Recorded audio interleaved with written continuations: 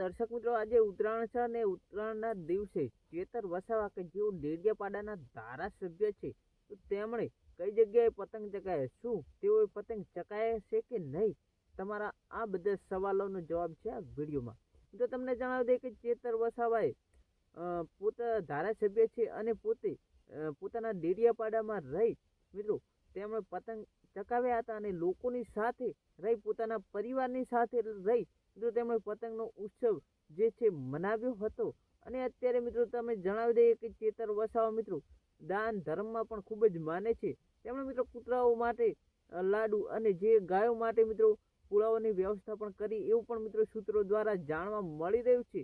તો ચેતર વસાવાએ પોતાના મત વિસ્તાર ડેડિયાપાડામાં મિત્રો પતંગ ચગાવી અને જે પોતે ધારાસભ્ય છે તેનું એક મિત્રો ઉત્તમ ઉદાહરણ આપી દીધું છે. કેમ કે નાનામાં નાના લોકો સાથે તેમણે સાથે મળીને પતંગ ચગાવ્યા હતા.